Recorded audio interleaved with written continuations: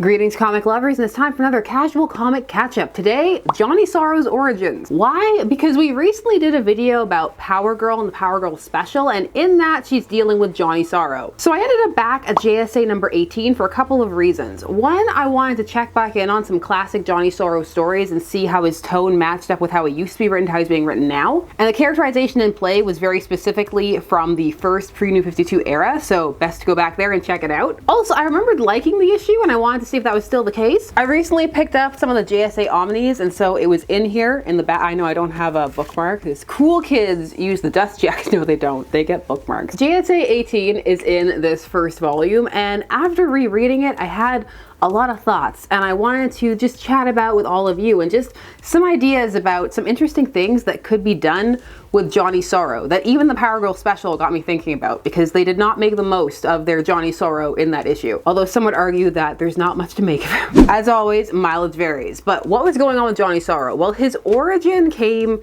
years after he had been introduced. So he was introduced in 1999, but he had been mentioned years earlier in Starman. They said that he hung around Mr. Bliss, but then he didn't actually come up until much later. And then his origin came even after that. He starts showing up in JSA in issue number 9, I believe. But we don't get an origin until right in the middle of the Injustice Be Done story. Part 3 of 5, they stopped to be like, okay, you know, it's time to explain where Johnny came from. It does make sense in terms of what's happening. Johnny Sorrow is about to unleash the King of Tears upon the world. The King of Tears, or rather the minions of the King of Tears, are the entities that turned him into Johnny Sorrow. And so you get the backstory that reveals how he's tied to Sand, who was formerly Sandy, the Golden Boy, the sidekick of Wesley Dodds, the Golden Age Sandman. A lot more of Johnny's origin has to do with setting up some kind of catharsis a little bit for Sand, because you do get a contrast in this issue between how Sand reacts to what happened when he was a child versus how he reacts to seeing Johnny again as an adult. So let's get into it. The cover plays with the idea that you can't look upon Johnny Sorrow's true face, or as they say, the face of sorrow, which is a good line. There are a couple of strong lines in this. This issue was written by David S. Goyer and Jeff Johns, and the pencils were by Steve Yowell and Stefan Stadowski. Inks Michael Baer, colors John Collitz. Most of this issue is a flashback. We're jumping in just as Johnny Sorrow has begun to explain his master plan and what he's doing, how he's going to unleash all this hell on Earth. But in the midst of this, Sand starts remembering how we got here. And there are some nice transition panels from the present to the past. And you see what was going on with Johnny Sorrow at the time, and they give a Cliff Notes version of his backstory. It's so fast. Back when Johnny Sorrow was nothing more than a costume crook with a gimmick. Sorrow had been a silent film star put out to pasture when the talkies stormed the movie palaces of old. Since the days of the silver screen, he turned to crime, assailing Starman and others with a series of increasingly baroque schemes. The funny thing is that he's using a subspace device. Just the idea of calling something subspace baroque is amusing to me. So he's using this device to phase in and out of this reality, and most of this is told from Sand or Sandy's perspective. So you see he's kind of chafing under the sidekick label, and he's tired of being told to get out of the way and stay safe, and he can do what they do too. And so he notices that there's this brief moment where it seems like it would be a good time to get a shot in as he's mid-phase, and so he takes the shot. The only thing is they were playing with baroque subspace technology, and it just completely annihilates Johnny Sorrow. He kills him. Or in essence, he kills him, because he's just destroyed and sucked into another realm. And these panels stayed with me. They go pretty hard. What did you do? Help me, please God, it hurts. No, I didn't mean... This understandably messes Sand up, and he has a lot of guilt. He has nightmares. It's something he has a really hard time coming to terms with. He didn't want it to go down like that. So 6 months later, while he's having some horrific nightmare, the new and improved Johnny Sorrow shows up. The one we're used to seeing, with the nice reddish burgundy-ish suit and then his red theater mask. He kidnaps him. He takes him to a theater that is appropriately enough playing Freaks, or it was before it closed down, which is a film from 1932 that's very interesting, worth watching if you have the time. We'll make her one of us.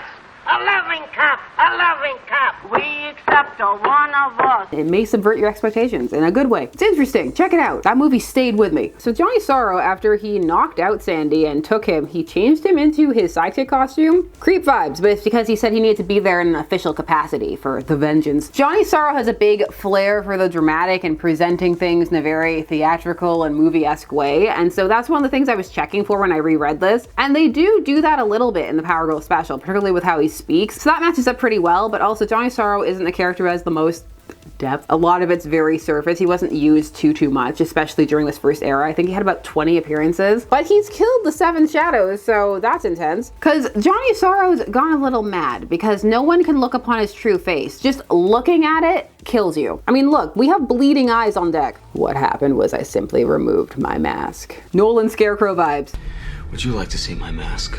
The day you killed me, dear Sandy, I fell into another world. There are dimensions beyond the ones we perceive, collectively known as the subtle realms. And these realms, well, let's just say they're inhabited. They have their own god, a king of tears, and he so desperately wants back into our world. I was to be his intercessor. Good use of intercessor. You do not hear that word a lot. So as you can see, Johnny Sorrow is playing a lot with Lovecraftian themes. There's some Cthulhu vibes going on here. It's got some strong from beyond energy, that there are just realms floating alongside ours. Humans are such easy prey. There are secret gods that long to return. This gave me some ideas for Johnny Sorrow, but I'll get to those at the end. We finish his tragic backstory. He comes back, he wants to see his wife, he goes to see her, he doesn't really understand what he is, and so he takes his mask off and be like, honey, I'm home, it's me, and it drives her mad and she dies. The true face of sorrow. It has been said that at 50 we all have the face we deserve. Johnny Sorrow is a big Orwell fan, I see. I don't know why I feel so good about knowing that. It's just sometimes you know a reference and you just feel good on the inside. It's like, yeah, my useless knowledge, it paid off. They said it wouldn't matter and they were right, but still, self-satisfaction. Now, in this era, Sandy is really upset about what happened. He's still feeling all of that guilt, and so he apologizes to Johnny Sorrow for doing this to him. And he just starts quoting Shakespeare at him. That's how you know it's serious. All the world is a stage, my stage, and this will be its final performance. But the JSA show up and they put a stop to this. Now, to deal with Sorrow, they have to unleash the Spectre at him because we're dealing with so much otherworldly energy. And when you see the King of Tears, it's a pretty good design. Like, take a look at it. What do you think? Pretty gross. It looks otherworldly and uncomfortable. I think they did a decent job with it. The rest of the flashback portion of the issue is them taking down the King of Tears, and to do that, the Spectre has to kind of consume it, and he's not okay when he does so. Just tears pouring out of his eyes. They have to collect the tears, and he gives them to Green Lantern to guard because they just need to keep them safe. That, you know, keep it secret, keep it safe. And then the Spectre says he needs some time alone, so you know he's pretty hardcore. And they ask Sandy if he's okay, and he says, yeah, he is. Yeah, of course, Sandman, with you around, I'm always all right. But that was a long time ago. Again, that's a good transition back because they transition back to the first start off of the flashback position, and also it's that reminder that the Sandman at this point is dead, and it's a very different world. And that's one of the core problems or conflicts that Sand keeps coming back to, because he is kind of out of step because he spent all that time in sand form, and so he can't really connect with the modern world very well. It just feels very different to him. And so the contrast between that past encounter with Johnny Sorrow and the modern one is a welcome addition. Even though it may feel a bit like a filler issue, it actually is doing a lot thematically for the overall arc of the 5 issues. It fits in well there. This time when we see the King of Tears, he's different, and there's so much else going on. It's, better, worse? How do we feel about the modern King of Tears versus the classic King of Tears? There's something maggoty about all the tendrils coming down that is kind of freaking me out. Of course, you got the octopus, Cthulhu nods. And the issue ends. It's not the most profound issue, but it does get the job done. It does have those couple of really evocative panels of just him being destroyed, and some of the looks at the other world and the otherworldly creatures work. Johnny Sorrow is pretty basic in his motivations. He's not exactly setting the world on fire. Now, this arc does culminate in Sand getting captured again, but this time his encounter with Johnny Sorrow is quite different. He has a very different attitude than he did as a child. He's not apologetic anymore, and he essentially tells Johnny Sorrow that he did it to himself, and it leads to a very different dynamic. But coming back to Johnny Sorrow and why I ended up wanting to talk about this is that I feel like there's untapped Johnny Sorrow potential. Now, I did a poll about which stories would you like to see more of from the Psycho Pirate or Johnny Sorrow, and there were some. Johnny Sorrow is boring. And I can see why one would think that. He's not very utilized, and when he is, they're not the most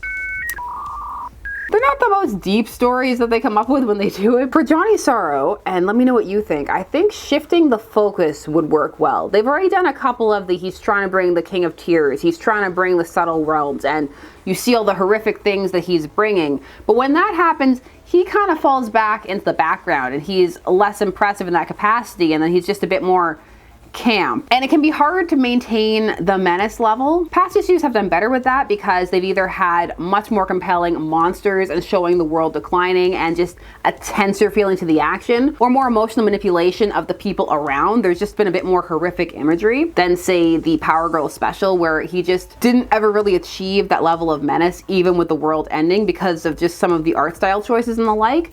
But I think we should shift focus with Johnny Sorrow. And this idea actually came a lot from those backup stories that they did do with the therapy sessions where they were going into people's minds. That's where the Colonel was born. But just the idea of seeing things from other characters' perspectives. The slow decay of the world being warped through other characters' eyes. Or we can alter the effect of when he takes the mask off. Instead of it just being insta-death, which it tends to be, there could be just a period of madness, or just a peep into the subtle realms and what that does to a person. That could be very interesting because we're playing with Lovecraftian themes. So it wouldn't be too much of a stretch to pull some King in Yellow themes, because Lovecraft did implement some of Chambers' work and those ideas into his universe. He had some salty things to say about Chambers, and I mean, he's one to talk, but that's neither here nor there. But he did like the concept of the King in Yellow. And the King in Yellow is interesting because you can get it collected as a book, but in reality, it's just a series of 4 short stories wherein the King in Yellow is either mentioned or a theme. The King in Yellow play, it's never actually overtly put out. You only ever get very brief glimpses as to what is in the play. And I think that could pair very well with Johnny Sorrow and the fact that you can't see behind his mask, the fact that he's an actor. Admittedly, there are already some hints that they might be playing with some of that, but if they are, it's very, very subtle, and it could stand to be ramped up and potentially taken in a different direction, since the effect of Johnny Sorrow seems to be more menacing than him anyway. So there could be interesting things to play with in terms of people's reactions, which is more like how menace is created in the King of Tears short stories. I feel there's something there. Obviously, I haven't thought about it very much or fleshed it out, but I feel like there's the beginning of a kernel of an idea there, and it could be interesting. There is a game that came out recent-ish time of recording, Signalis, and it really showed that there's still a lot to be mined from King in Yellow allegory and imagery. And you get the really easy "for I wear no mask" line that you can throw in there. You can just find a way to work that in with Johnny Sorrow and his mask. Whenever I read these things, sometimes it sends me off on thought tangents, fun thought exercises of what you could do with characters, or maybe interesting directions that they could go in. They don't always pan out.